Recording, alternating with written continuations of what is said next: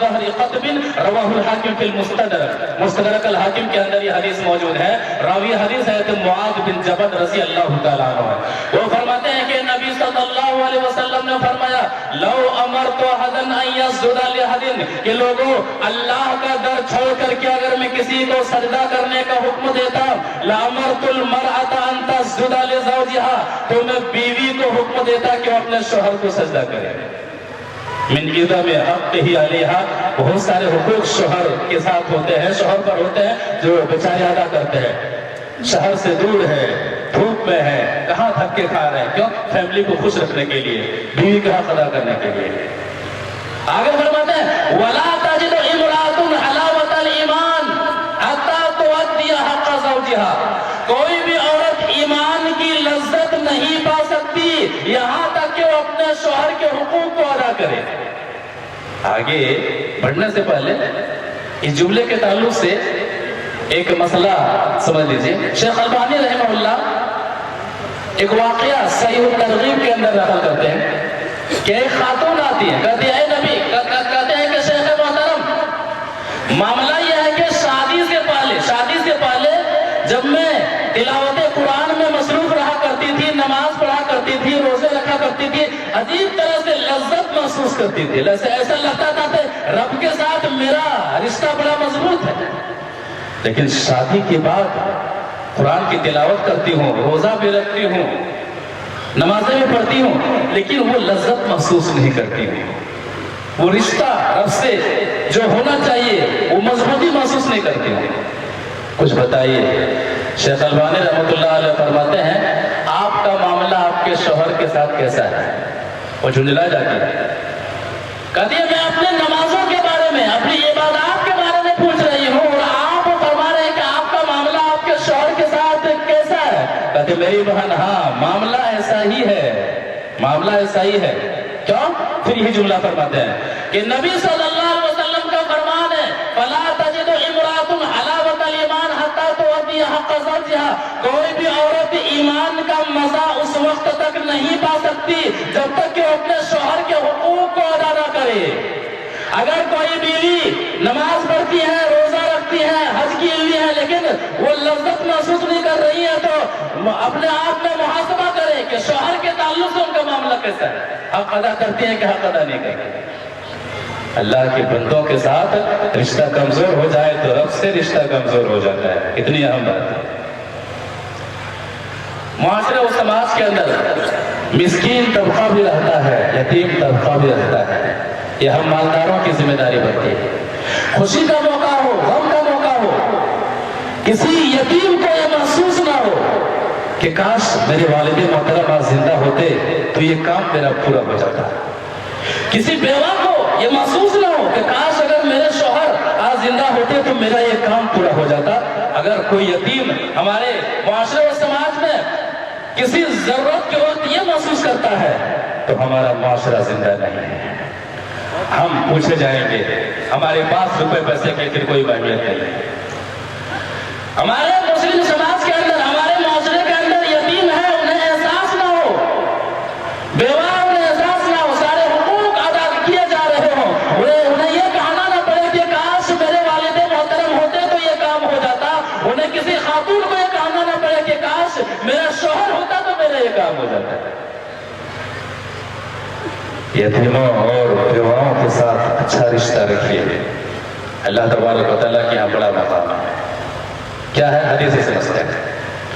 وعن سالم بن سعد رضی اللہ تعالیٰ عنہ قال قال رسول اللہ صلی اللہ علیہ وسلم انا وکافل الیتیم فی الجنت ہاکذا واشار باصبعہ السبابۃ والوسطی، رواہ البخاری فی کتاب الادب۔ بخاری شریف کے اندر یہ حدیث موجود ہے، راوی حدیث ہے سہل بن سعد رضی اللہ تعالیٰ عنہ ہے۔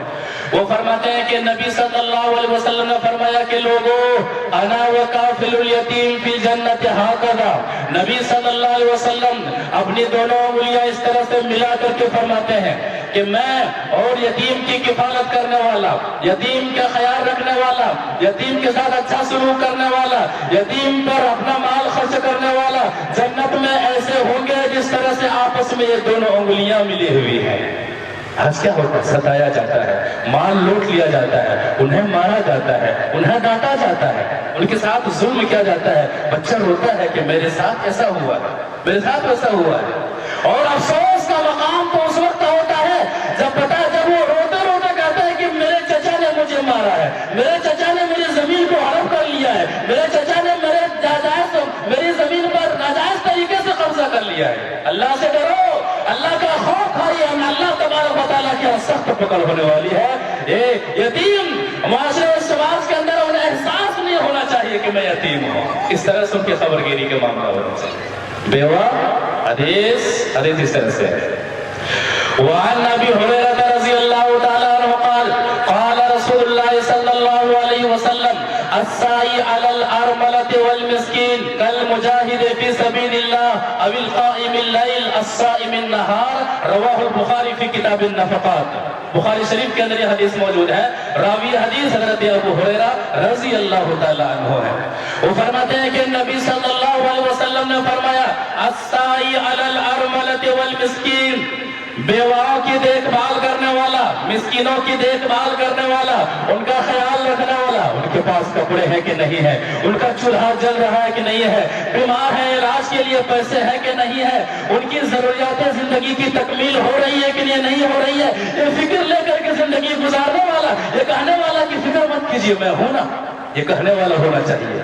ایسا مالدار، ایسا دلدار ہونا چاہیے جو کسی بیوہ کے پاس جائے، کسی یتیم کے پاس جائے اور کہے کہ میں ہوں نا، فکر مت کیجیے، مجھے یاد کیجیے گا۔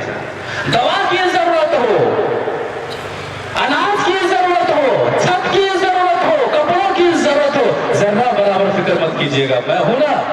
کیا معاملہ؟ کالمجاہد فی سبیل اللہ، ایسا شخص اللہ کی راہ میں جہاد کرنے والے کی طرح ہے۔ مسلمانوں، یہ مقام اور یہ فضیلت اپنی زندگی میں پیدا کیجیے۔ بیواؤں کی خدمت کرنے والا، مساکین کا خیال رکھنے والا، کالمجاہد فی سبیل اللہ، اللہ کی راہ میں جہاد کرنے والے کی طرح ہے۔ او القائم اللیل، رات میں تہجد پڑھنے والے کی طرح ہے۔ او الصائم النہار، دن میں روزہ رکھنے والے کی طرح ہے۔ اللہ اکبر۔ یہ چیزیں غائب ہے ہمارے معاشرے سماج کے اندر۔ رب کے بندوں کے ساتھ بہتر رشتہ رکھیے، اللہ تعالیٰ سے آپ کا رشتہ مضبوط ہوگا، اللہ تبارک و تعالیٰ سے آپ کا معاملہ درست ہوگا۔ اور آگے بڑھتے ہیں، غیر مسلم بھائیوں کے ساتھ اچھا رشتہ رکھیے۔ ہم لوگوں نے یہ سمجھ لیا ہے وہ اسلام سے دور ہے، ہمارے دشمن ہیں، غلط ہے، ایسا نہیں ہے۔ ہمارے حقوق ہیں جو ہم نہیں دے رہے۔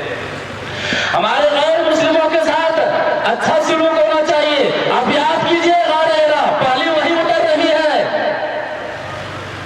سورہ علق کی ابتدائی 5 آیتیں نازل ہوتی ہیں، نبی صلی اللہ علیہ وسلم ڈرے ڈرے آتے ہیں۔ بخاری حدیث نمبر 3 ہے، کیا کہتے ہیں؟ خدیجہ لقد خشیت علی نفسی، مجھے اپنی جان کا خطرہ ہے۔ خدیجہ میرے بیوی، ایسا لگتا ہے کہ اب میں بچنے والا نہیں ہوں، میرے ساتھ جو واقعہ پیش آیا ہے۔ خدیجہ رضی اللہ تعالیٰ عنہ اپنے شوہر نامدار، اپنے سرتاج کو تسلی دیتی ہے، اور کن کلمات کو تسلی دیتی ہے؟ 5 باتوں کا حوالہ دیتی ہے، اور 5 باتوں کا تعلق انسانی رشتوں سے ہے، انسانی ضروریات سے ہے۔ نہ وہاں دھرم کا معاملہ ہے، نہ وہاں مذہب کا معاملہ ہے، انسانوں کا معاملہ ہے، چاہے مسلم ہو چاہے غیر مسلم ہو۔ کیا فرما رہے ہیں کہ میرے شوہر اللہ واللہ ما یخزیک اللہ ابدا، اللہ کی قسم اللہ تعالیٰ آپ کو ضائع نہیں کرے گا، اللہ کی قسم اللہ تبارک و تعالیٰ آپ کو ضائع نہیں کرے گا، آپ کو رسوا نہیں کرے گا۔ کیوں؟ انک لتصل الرحم، آپ صلہ رحمی کرتے ہیں، آپ رشتوں کو جوڑتے ہیں۔ وتحمل الکل، آپ دوسروں کا بوجھ اٹھاتے ہیں۔ وتکسب المعدوم، جن کے پاس کچھ بھی نہیں آپ انہیں کما کر کے دیتے ہیں۔ وتقری الضیف، آپ مہمان نواز ہیں۔ وتعین علی نوائب الحق، اور آپ حق والوں کا ساتھ دیتے ہیں، آپ حق والوں کا ساتھ دیتے ہیں۔ لہذا غیر مسلموں کا تعلق خدمت خلق کے تعلق سے، کسی بھی تعلق سے ایک مسلمان کا بہتر ہونا چاہیے۔ نبی صلی اللہ علیہ وسلم کے پاس ایک یہودی بچہ خدمت کیا کرتا تھا؟ بیمار ہو جاتے ہیں۔ آج بھی ہمارے غیر مسلم بھائی بیمار ہیں، ان کے پاس جائیں، ان کا خیال رکھیں، بھائی کیا معاملہ ہے، علاج کے تعلق سے کیا معاملہ ہے، ان کی خبر گیری کریں، ان کا حال چال پوچھیں۔ یہ کیا ہے؟ اسلام سے متاثر کرنے کا بہترین طریقہ ہے۔ یہودی بچہ بیمار ہو جاتا ہے، نبی صلی اللہ علیہ وسلم چل کر کے ان کے گھر آتے ہیں، معاملہ کیا ہوتا ہے؟ ایک حدیث سے سمجھتے ہیں۔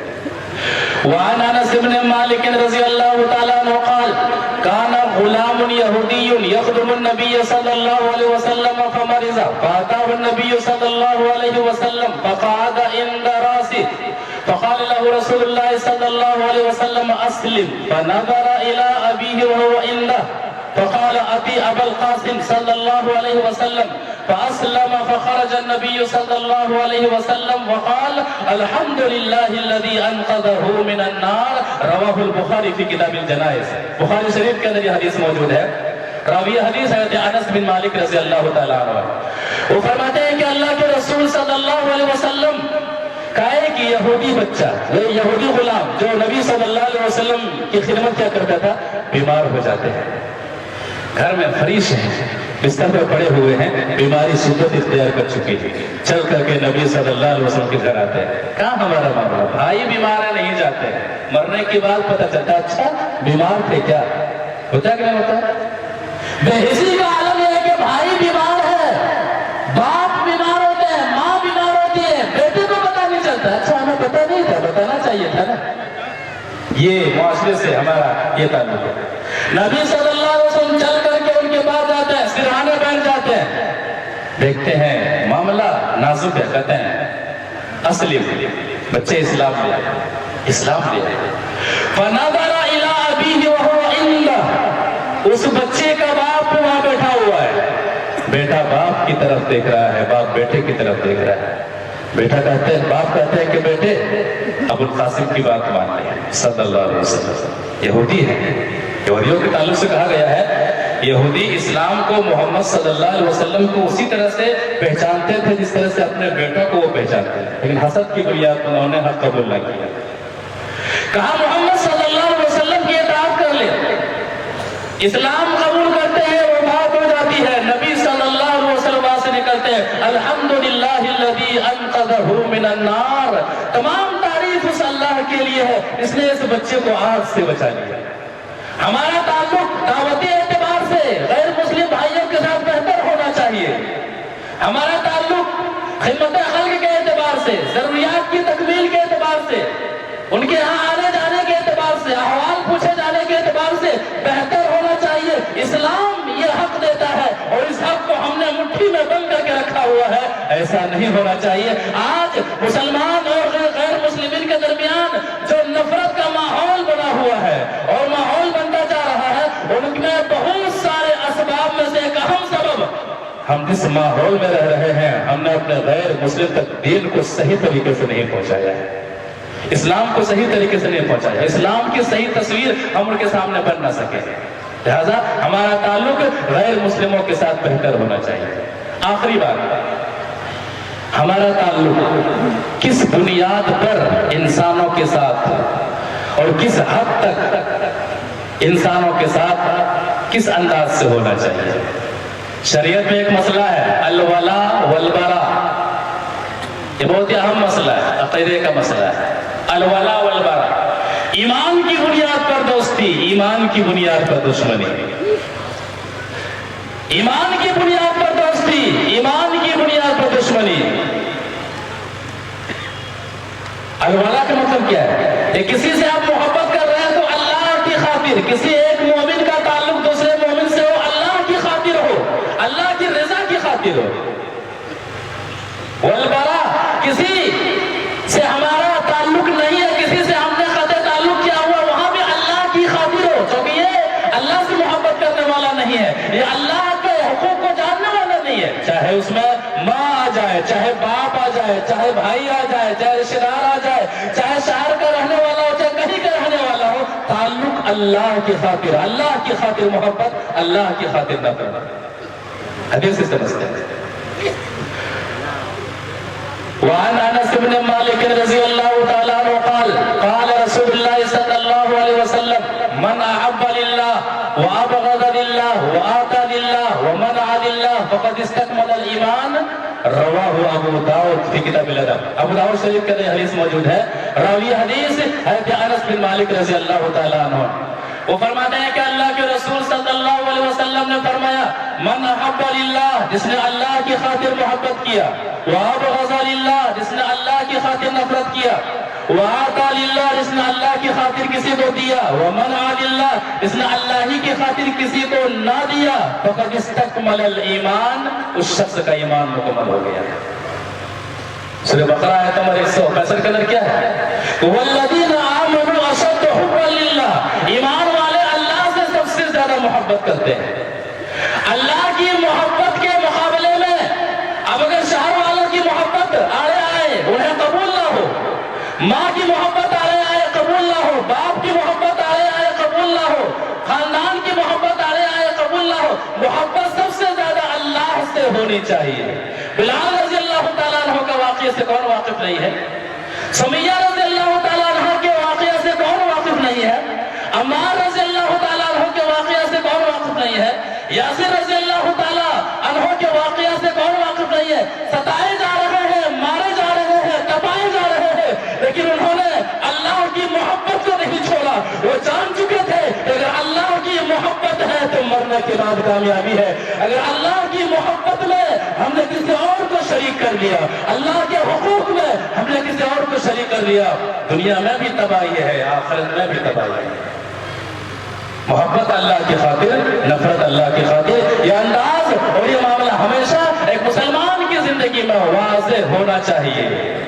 नबी सल्लल्लाहु अलैहि वसल्लम का वाक़या, दो बातें करके अपनी बात खत्म करेंगे इंशाअल्लाह। पहली चीज अल्लाह की खातिर मोहब्बत। एक हदीस के अंदर बताया गया है कि एक आम सहाबी या फिर एक आम सहाबिया जो मस्जिद में झाड़ू दिया करते थे या फिर झाड़ू दिया करते थे, वफात हो जाती है। लोग उसे आम इंसान, आम शख्स समझ करके दफन कर देते हैं। क्या नबी सल्लल्लाहु अलैहि वसल्लम को जगाएं? पूछते हैं कहाँ है? कहते हैं वफात हो गई है। क्या बताया क्यों नहीं?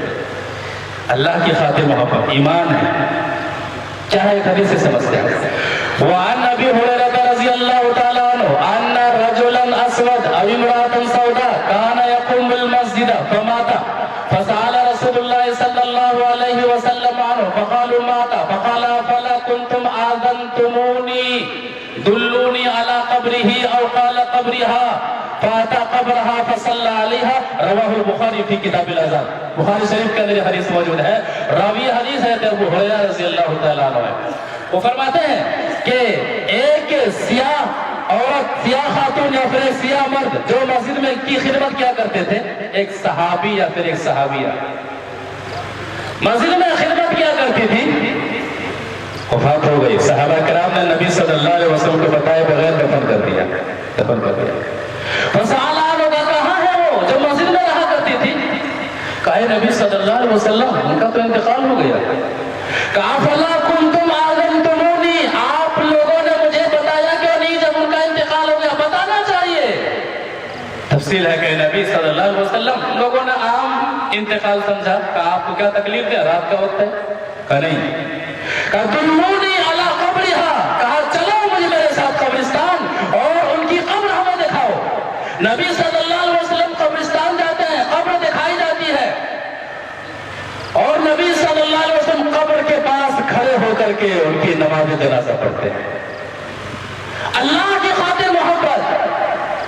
लेकिन अगर ईमान मामला नहीं है, नबी का चचा क्यों ना हो, उनके साथ कोई मामला, उनका जनाजा नहीं होगा। नबी का खानदान वाला क्यों ना हो, उनका जनाजा नहीं होने वाला है। नबी के शहर में रहने वाला क्यों ना हो, नबी के खानदान में रहने वाला क्यों ना हो, ईमान का मामला नहीं है। इस्लाम कहता है अगर नबी पढ़ा भी है, रब कबूल नहीं करने वाला है। क्या मामला है? अब्दुल्ला बिन उबय, रईसुल मुनाफिकीन अब्दुल्ला बिन उबय, उनके बेटे का नाम अब्दुल्ला। रईसुल मुनाफिकीन का इंतकाल हो जाता है।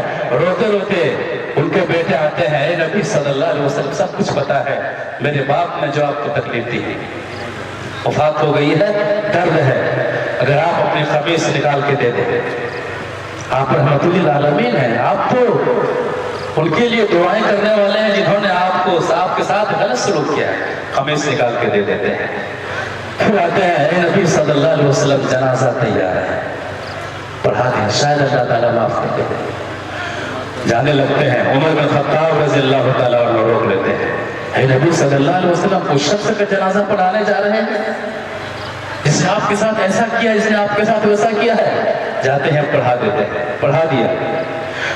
उठाइए सूरह तौबा आयत नंबर 4, उठाइए सूरह तौबा आयत नंबर 80 और आयत नंबर 84। नबी सल्लल्लाहु अलैहि वसल्लम जनाजा पढ़ा देते हैं, आयत उतर जाती है। मुसलमानों, ताल्लुक ईमान की बुनियाद पर होना चाहिए। अल्लाह की खातिर मोहब्बत, अल्लाह की खातिर नफरत, चाहे कोई हो, कहीं का रहने वाला हो, ईमान है तो हमारा ताल्लुक है, ईमान है तो हमारा ताल्लुक इस ताल्लुक से नहीं है। आयत उतर जाती है, ऐ नबी सल्लल्लाहु अलैहि वसल्लम, आपने एक मर्तबा जनाजा पढ़ाया है, अगर 70 मर्तबा भी इस मुनाफिक का जनाजा पढ़ाएंगे हम माफ नहीं करेंगे। हम चले जाते हैं, मोहल्ले का है, साथ में रहा है, पढ़ लेते हैं। क्या है? इस्तगफिर लहुम औ ला तस्तगफिर लहुम। ऐ नबी सल्लल्लाहु अलैहि वसल्लम, आप उनका जनाजा पढ़ें या फिर आप उनका जनाजा ना पढ़ें, बराबर है। ऐ नबी सल्लल्लाहु अलैहि वसल्लम, इस्तगफिर लहुम औ ला तस्तगफिर लहुम, आप उनके लिए इस्तिगफार करें या फिर आप उनके लिए इस्तिगफार ना करें, बराबर है। और ऐ नबी सल्लल्लाहु अलैहि वसल्लम, इन तस्तगफिर लहुम 70 मर्रा, आपने तो एक मर्तबा जनाजा पढ़ा है। ऐ नबी सल्लल्लाहु अलैहि वसल्लम, अगर आप इस मुनाफिक का जनाजा, अगर आप इस काफिर का जनाजा एक मर्तबा नहीं, 2 मर्तबा नहीं, 3 मर्तबा नहीं, 70 मर्रा, 70 मर्तबा भी पढ़ा लेंगे। ऐ नबी सल्लल्लाहु अलैहि वसल्लम, आप मखलूक में सबसे अफजल हैं, आप इमामुल अंबिया हैं। सब कुछ होने के बावजूद अगर आप इस मुनाफिक का जनाजा 70 मर्तबा भी पढ़ा देंगे, फिर भी बख्शिश नहीं होने वाली है। ज़ालिका बिअन्नहुम कफ़रू बिल्लाहि व रसूलिही, वजह यह है कि इन्होंने अल्लाह का इनकार किया है, अल्लाह के रसूल सल्लल्लाहु अलैहि वसल्लम का इनकार किया है। आगे वार्निंग दे दी गई, वला तुसल्ली अला अहदिम मिनहुम माता अबदा वला तकुम अला कब्री। और आज के बाद ऐ नबी सल्लल्लाहु अलैहि वसल्लम, अच्छी तरह से समझ लीजिए कि इनमें से किसी का भी जनाजा किसी मुशरिक की वफात हो जाए, किसी मुनाफिक की वफात हो जाए तो जनाजा पढ़ना तो दूर की बात है, कब्र पर खड़ा तक भी नहीं होना है। अलवला वलबरा को समझना बहुत जरूरी है। रब के बंदों का रिश्ता रब के बंदों के साथ बहुत ही अच्छे तरह से होना चाहिए। याद रखिएगा, अगर हमारा रिश्ता अल्लाह के बंदों के साथ शरीयत के मुताबिक नहीं हुआ, हमारी नमाजें ज़ाया हो जाएंगी, हमारे सदक़ात व खैरात ज़ाया हो जाएंगे। कल क़यामत के रोज़ ये सारे हुकूक ले लेंगे, परवरदिगार इसने मेरे साथ हक तलफी की थी, नमाज की नेकियां चली जाएंगी, रोजे की नेकियां चली जाएंगी, हज की नेकियां चली जाएंगी।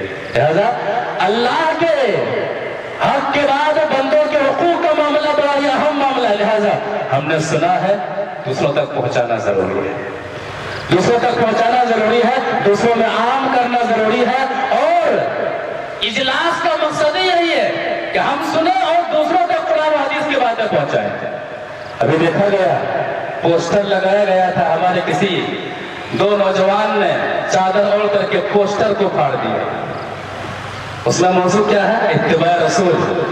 खुसूसी खतीब यहाँ पर मौजूद है, जिनके लिए आप लोग बहुत ही दूर दराज से भी आए हुए हैं। पोस्टर तो फाड़ दिया गया है, मौजूद क्या है उसमें? रब के बंदों के साथ रिश्ते, इत्तिबा रसूल। बहुत अफसोस हुआ, बहुत अफसोस हुआ। और उन नौजवानों तक हमारी बात पहुंचनी चाहिए कि नौजवानों, तुम्हारी जवानी पोस्टर फाड़ने के लिए नहीं है, तुम्हारी जवानी तो कुरान और हदीस का आलम लेकर के दुनिया तक पहुंचने के लिए। नौजवानों, तुम इतने बुज़दिल कब से हो गए हो? तुम्हें बुज़दिल बनाने के पीछे किसका हाथ है, किस मुक़ल्लिद का हाथ है? हमें पता है, ऐसे मुक़ल्लिद हैं जब वो इत्तिबा रसूल का मौजू सुनते हैं तो उनके सीने पर तकलीद ज़ख्मी होने लगता है। जाओ ऐसा करो, जाओ ऐसा करो। नौजवानों, तुम्हारा चेहरा तुम्हें ढांपने के लिए नहीं है, बल्कि तुम्हारा चेहरा बुलंद होने के लिए अल्लाह तबारक व तआला ने बनाया है। नौजवानों, तुम्हारा खून इस तरह से बुज़दिल कैसे हो गया है? तुम्हारी तरबियत इतनी बुज़दिली के साथ कैसे हुई है? तुम्हारे रगों में इस्लाम का जज्बा क्यों नहीं है? तुम्हारे रगों में कुरान का जज्बा क्यों नहीं है? तुम्हारा काम तो पोस्टर फाड़ने के लिए नहीं है, तुम्हारा काम کے لیے ہے, تمہارا کام دوسروں تک اسلام بتانے کے لیے ہے. کفار مکہ بھی یہی چاہتے تھے, عتبہ بھی یہی چاہتا تھا, ابو جہل بھی یہی چاہتا تھا, شیبہ بھی یہی چاہتا تھا کہ دین محمدی مکہ ہی کے اندر سمٹ کر کے رہ جائے, مکہ کے باہر نہ جائے. لیکن یاد رکھیے گا, نور خدا ہے, کفر کی حرکت پہ خندہ زن, پھوکوں سے یہ چراغ بجھایا نہ جائے گا. لہذا نوجوانوں, آپ کو کوئی اختلاف ہے, آئیے, پیغام عمری آپ کے پاس بیٹھنے کے لیے تیار ہے, آپ سے ڈیبیٹ کرنے کے لیے تیار ہے, آپ سے مناقشہ کرنے کے لیے تیار ہے. لہذا جس نے آپ کو بزدل بنایا ہے, ہمارے پاس آئیے, ہم آپ کو ایمان کی روشنی دیں گے انشاءاللہ. ہم آپ کو جانباز سپاہی بنائیں گے انشاءاللہ. ہم آپ کو پوسٹر پھاڑنے والا نہیں, پوسٹر چپکانے والا جذبہ دیں گے انشاءاللہ. آپ کہیں اکیلے قرآن و حدیث والا ہوں گے, آپ اکیلے پوسٹر چپکائیں گے, آپ کو اندر خوشی محسوس ہوگی, آپ کے اندر ڈر اور خوف محسوس نہیں ہوگا. آج نوجوانوں کو اسلام کی ضرورت ہے, نوجوان اسلام سے دور ہے, نوجوانوں کو اتباع رسول کی طرف آنے کی ضرورت ہے, اور نوجوان قرآن و حدیث سے دور ہے. افسوس کی بات ہے, کس قدر ایک مسلمان کے گھر میں اسلام نہیں ہے, اندازہ لگا سکتے ہیں. ایک مسلمان کے گھر میں نبی کا طریقہ نہیں ہے, نبی کی محبت نہیں ہے. افسوس کی بات ہے. اللہ تبارک و تعالیٰ ہدایت سے نوازے, اللہ تبارک و تعالیٰ توفیق ارزانی عطا فرمائے, اللہ تبارک و تعالیٰ انہیں ایسے لوگوں کو سمجھنے, سنبھلنے, سدھرنے اور قرآن و حدیث کی طرف لپکنے اور قرآن و حدیث کی طرف آنے کی توفیق عطا فرما. پروردگار, قرآن و حدیث کے تعلق سے جو بھی باتیں کہی گئی ہیں, ان باتوں پر ہم تمام کو عمل کرنے کی توفیق عطا فرما. دوسروں تک قرآن و حدیث کی باتیں پہنچانی ہے, یہ جذبہ لے کر کے یہاں سے اٹھنے کی ہمیں توفیق عطا فرما. قرآن و حدیث کا فہم جن کے پاس جتنا ہے, اس اعتبار سے ہر شخص وہ دائی ہے, ہر شخص وہ دوسروں تک قرآن و حدیث کی باتیں فہم سلف کی روشنی میں پہنچانے کے تعلق سے مکلف ہے. پروردگار, ہمیں قرآن و حدیث سے عملی محبت کرنے کی توفیق عطا فرما. قرآن و حدیث کا ہم سب کو قرآن و حدیث کی باتیں دوسروں تک پہنچاتے رہنے کی توفیق عطا فرما. تو ہمیں جب تک اس دنیا کے اندر زندہ رکھ, ایمان اور اسلام کی حالت میں زندہ رکھ, اور جب ہمارا خاتمہ ہو تو خاتمہ بالخیر ہو. آمین یا رب العالمین. السلام علیکم ورحمۃ اللہ وبرکاتہ.